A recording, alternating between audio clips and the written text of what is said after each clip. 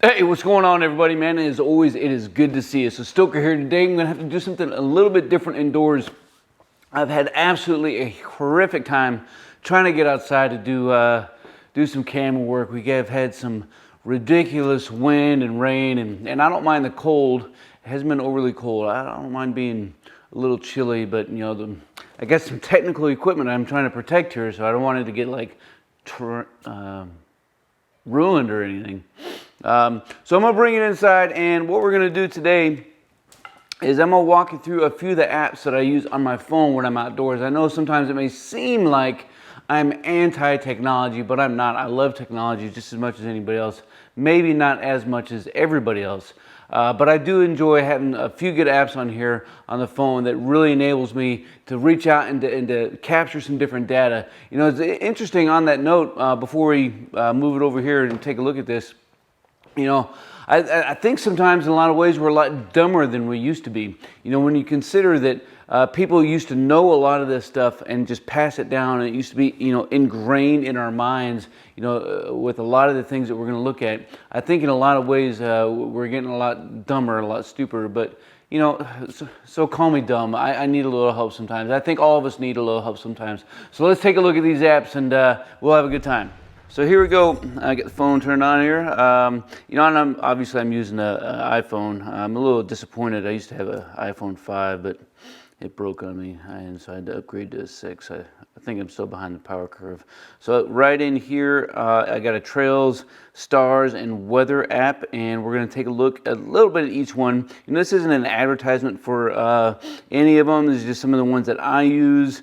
And I think I've been pretty successful with. I really enjoy using them. So the first one is a Tides app. That's what it's called. It's just called Tides. And what this enables me to do is to figure out high tide and low tide. So you can scroll and look at the different times. You can obviously pick your location, but it is super awesome and handy to be able to know when high tide is every single day. And you know when low tide is. So whether or not you're trying to do some fishing, or you just want to see something that's, you know, beautiful, as opposed to having a bunch of muddy banks or whatever. Super helpful. I love this thing. It's awesome. Right, so next up is the Moon app, and that's exactly what it's called. It's just called the Moon. And again, you know, the last app and this app and all the apps except for one are all 100% free. And I'm going to show you the one that I did pay for last. It is, in my opinion, probably the best app out on the market. And so this one, you know, it just shows you the phases of the moons. It lets you forecast a little bit. You can scroll forward into the future, see what's going to be going on. And the reason I love this app is it lets me see how much light I'm going to have at night. And again, you know, this is one of the things that, you know, our forefathers used to know just back of their head. They knew this thing. So the star chart is another one that's kind of cool. It lets you kind of find some different constellations that are out there. I use this one primarily, you know, when I'm just hanging out with my kids and I want to show them some different constellations. The cool one about this one is you can rotate it and, you know, around different sides of the horizon, and it'll show you where all these different and cool stars are. Pretty cool. And so in search of a map app, you know, in search of a map app.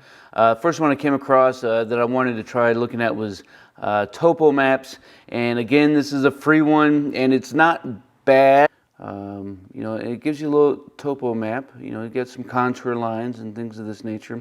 You can download apps or maps for free, which is kind of cool. It's just not the most detailed maps that are out there, and it's not going to have all your trails, but all of your major and minor features are going to be there on the map. So this is a really good tool to use for a little bit of pre-planning when you're just trying to look around. You know, it's also a good tool to use as a training device when I'm with some of my dudes, and so not too bad. Right, so next up is All Trails. Again, this is a free app. It's pretty popular. I enjoy using it, and you know, it's because it gives you the ability to find some different trails and read some reviews and look at some maps and pictures and things of this nature. So it's super awesome because you can just zoom into any area or whatever and just find all kinds of amazing places to go to get your butts outside of your house and get out into the wild. So the next one we're going to look at is GPS Compass, and this is probably the best compass app, at least the best free one that I have seen out there. It does give you the ability to look at magnetic or true north, which is awesome. It gives you the option of giving you some different measurements, whether or not you speak use commie language and using metric, or whether you use imperial. It does give you your elevation and some different speeds, things of this nature. It does have the map app in it and a weather app, but I don't particularly like or use either one of those. I only use this for the compass app. And here's why this thing is pretty cool. If you tap it, it sets your course.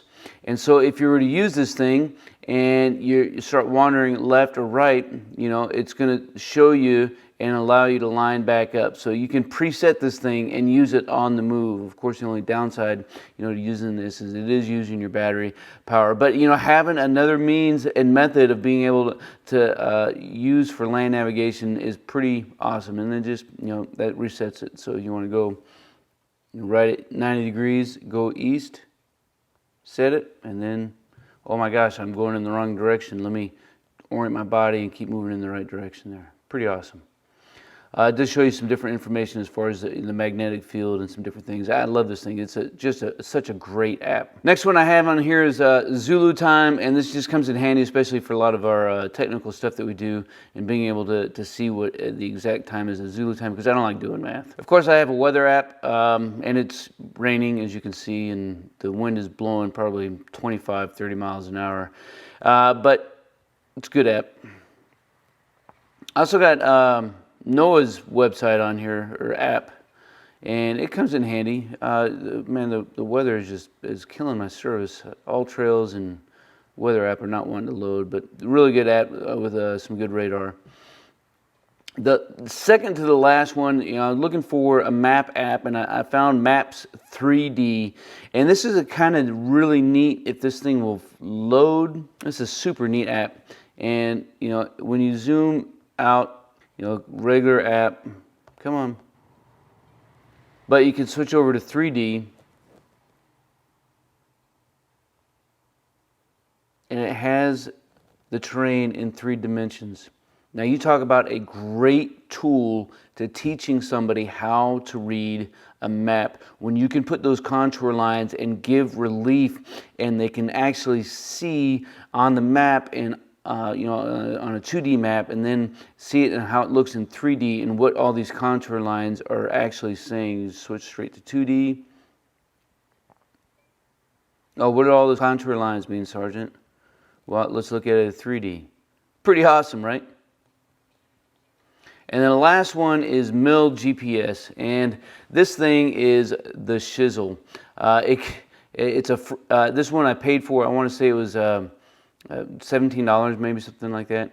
But it gives me a grid coordinate, MGRS grid coordinate, and I can use it to plot. I do all sorts of things with this particular app. I love it because it does give me a 10-digit grid coordinate. So here's the basic location. You know, it kind of almost feels like you got a little dagger in your hands.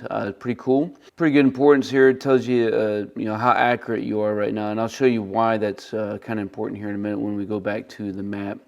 Lets you navigate, so you can set in your waypoints, like I was saying. You got some different overlays that you can put in there, and you know, this isn't a paid advertisement for anything. It's just some different settings you can put in. And then again, you know, when we come back in here to the map, so we're actually like right where those crosshairs are, right in the center. And about 20 minutes ago, it was showing us this blue dot, of course, which is what it thinks our location is, was right about where those crosshairs are, right there. And that's probably, you know, only 60 feet difference, which is not huge. But you know, and that's why it's important to understand and to realize that just because you have a GPS device doesn't mean that it is 100% accurate down to within, you know, just a couple meters, which most of the time it will be. But depending on what's going on, what kind of surface you have around you, whether or not you're down in a valley, you know, in a triple canopy jungle, whatever the case is, you know, GPS is not always accurate, and that's why you need to know how to use a map and a compass. All right, everybody, so there you go. That was Stoker's top 10 free apps and the #1 paid app that I have. Again, you know, this is not a paid advertisement for any of those apps or any of those companies, just something to throw into your kit bag for some things that I have in my virtual kit bag. Hey, so let me know down in the comments below what you thought about each one, and more importantly, which ones do you have that you use on a day-to-day basis when you're getting out into the woods or out into the wild, whatever the case is. And we'll keep this conversation rolling and continue to learn from each other. And until then, we'll see you